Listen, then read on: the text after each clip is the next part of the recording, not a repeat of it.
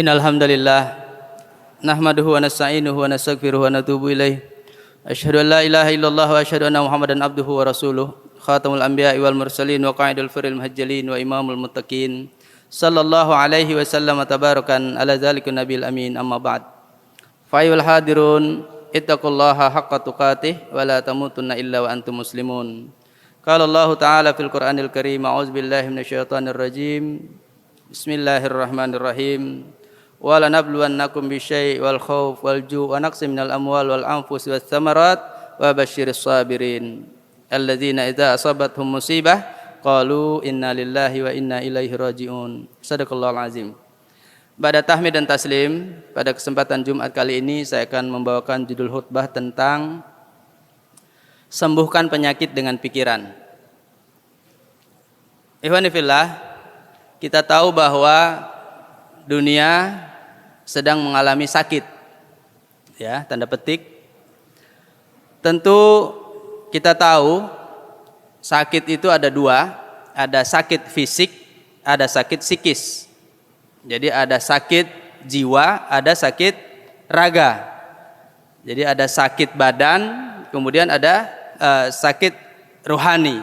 Nah, ma'asyiral muslimin rahimakumullah, setelah ada pandemi COVID-19, kita tahu ternyata berpengaruh kepada mental, gaya, kemudian ekonomi, sosial, dan semuanya berpengaruh. Ada pergeseran, ya.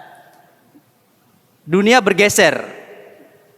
Yang tadinya berputar, kemudian tiba-tiba seakan terhenti. Nah, ma'asyiral muslimin rahimakumullah, tapi bagi kita umat Islam, bagi kita orang yang beriman, ini hal sepele saja. Hal biasa saja, ya, penyakit yang biasa saja, tidak berpengaruh. Karena apa? Karena kita melihat dengan kacamata Al-Quran dan Sunnah. Kita melihat keadaan ini dengan kacamata Al-Quran dan Sunnah. Mari kita bedah satu-satu.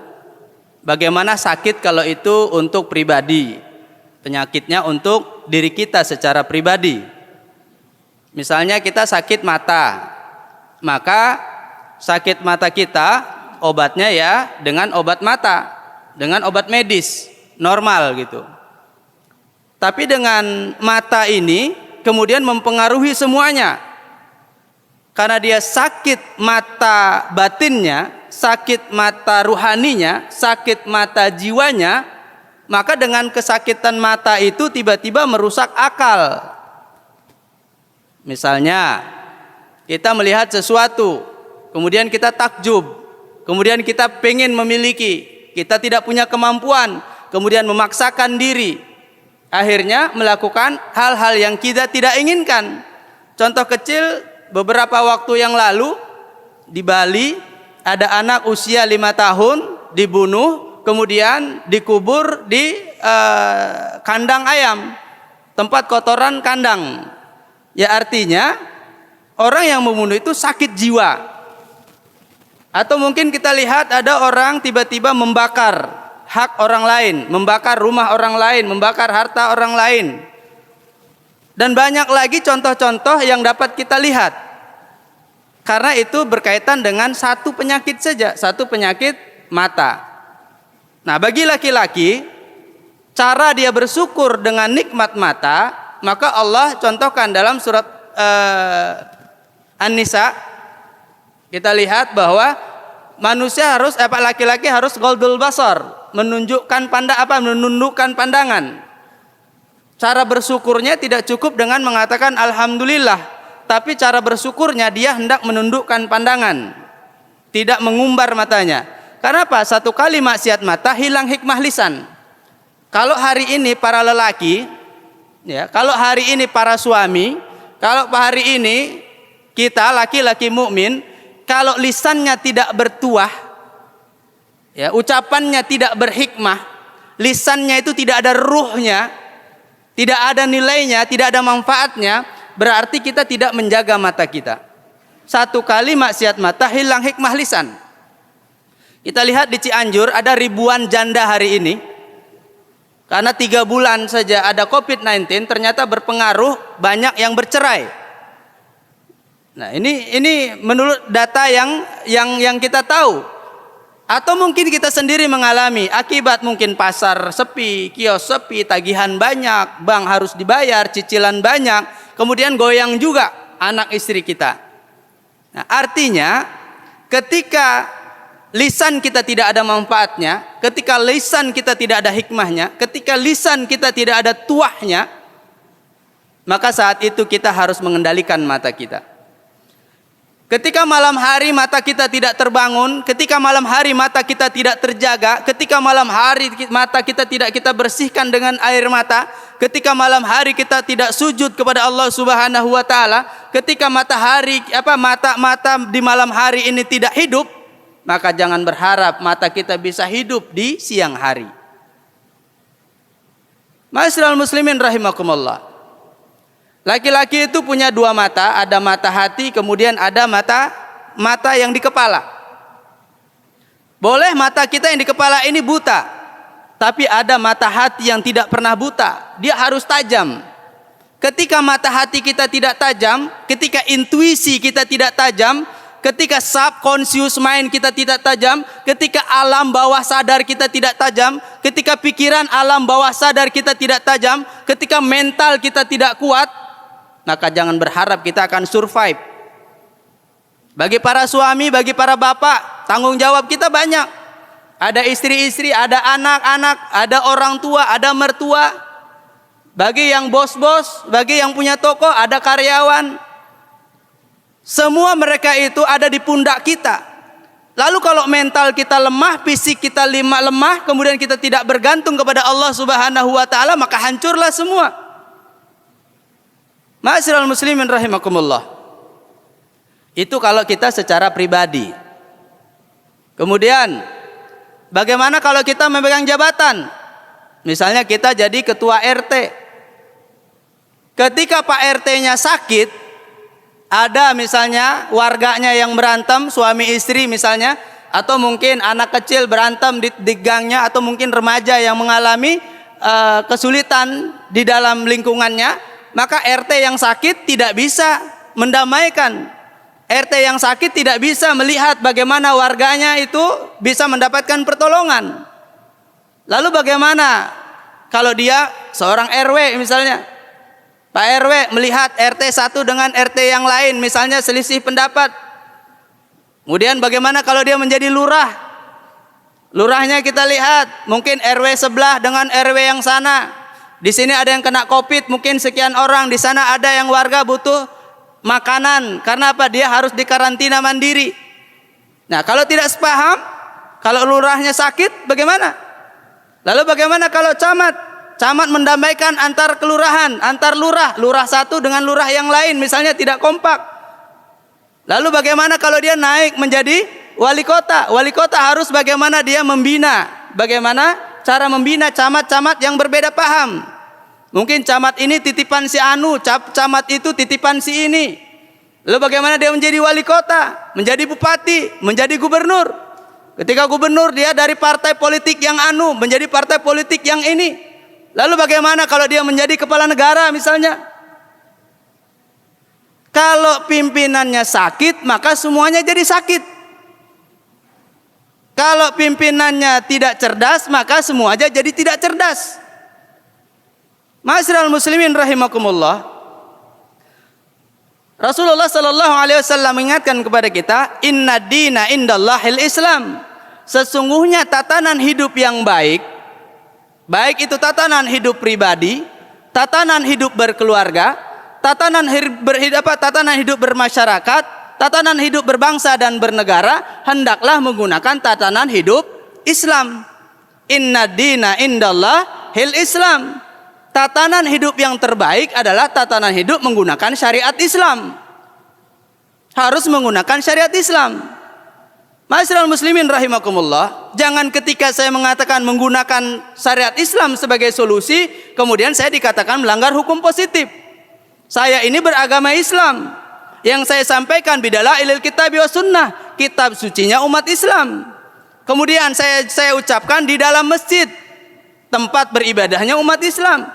Jamaahnya adalah umat Islam semua. Maka sudah barang tentu ketika saya mengadakan solusi terbaik adalah menggunakan syariat Islam, maka ini adalah tidak melanggar hukum positif.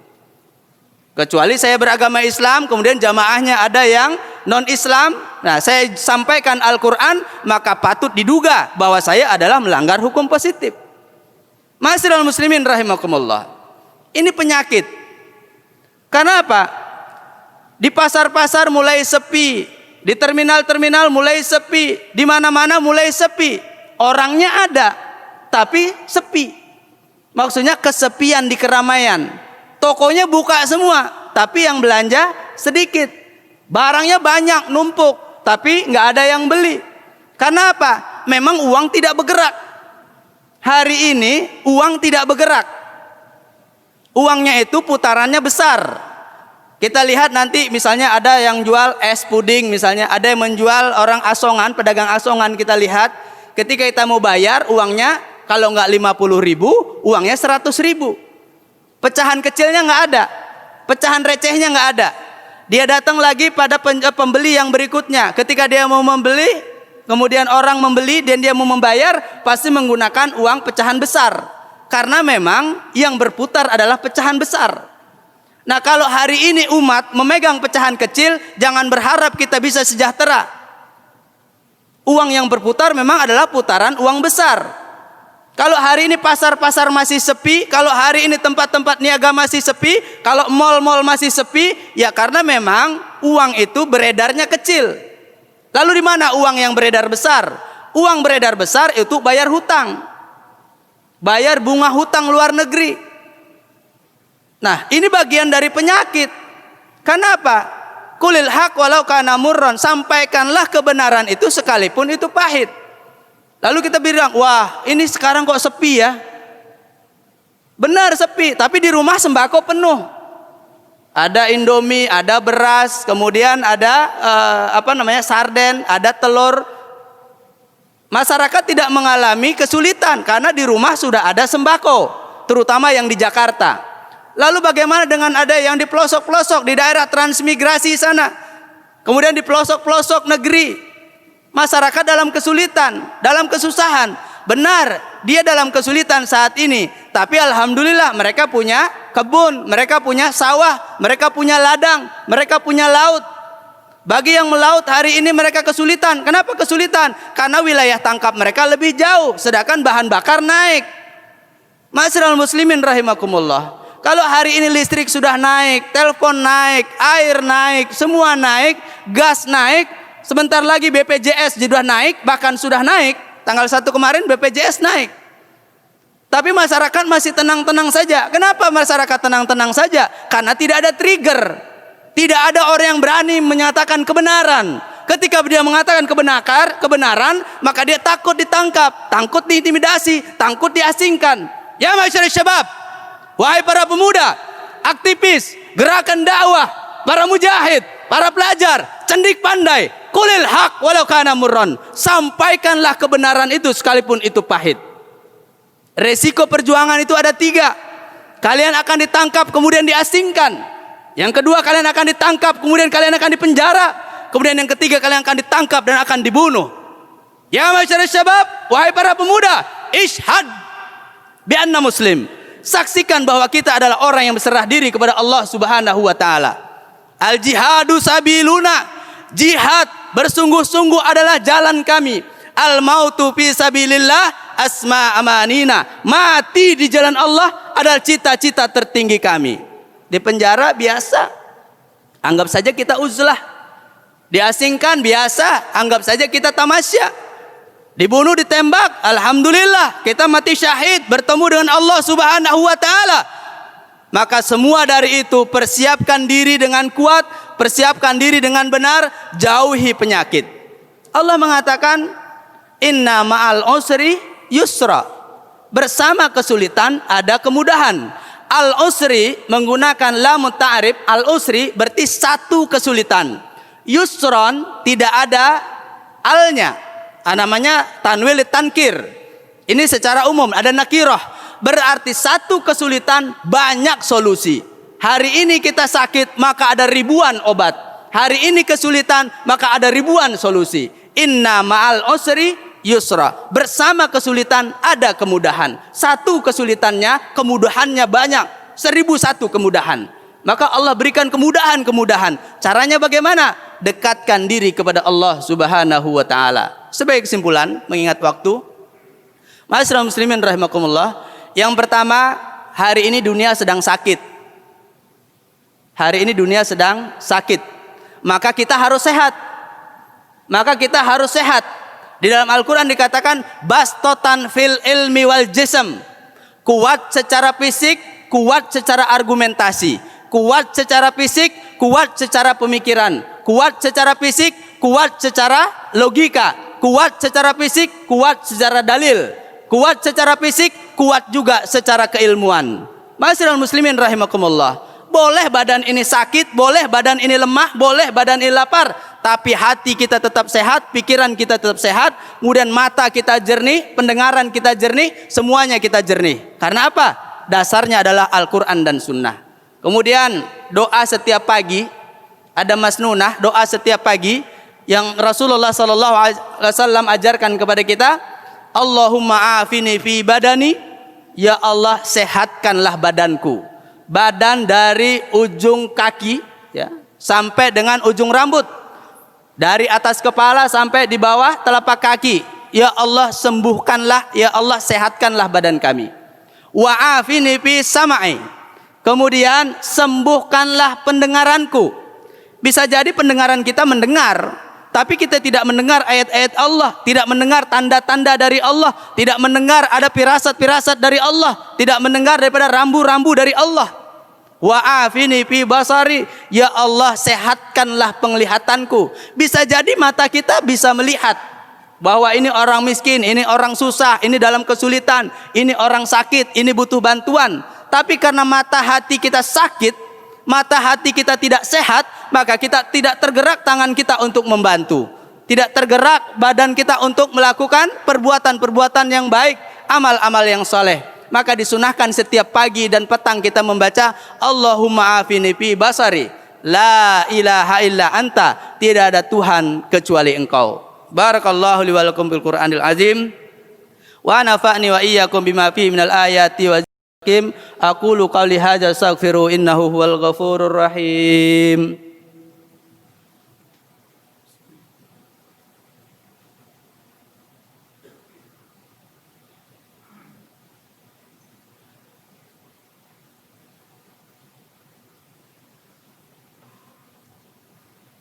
Alhamdulillah, alhamdulillahi ala ma wajaba hamdah, asyhadu an la ilaha illallah wa asyhadu anna Muhammadan abduhu wa rasuluh, khatamul anbiya'i wal mursalin wa qa'idul firlil muhajjalin wa imamul muttaqin, sallallahu alaihi wasallam, tabarakan ala zalika nabil amin, amma ba'd. Fayul hadirun ittaqullaha haqqa tuqatih wa la tamutunna illa wa antum muslimun. Qala Allah ta'ala fil Qur'anil Karim, a'udzu billahi minasyaitonir rajim, bismillahirrahmanirrahim. Innallaha wa malaikatahu yusalluna 'alan nabi. Ya ayyuhalladzina amanu sallu alaihi wa sallimu taslima.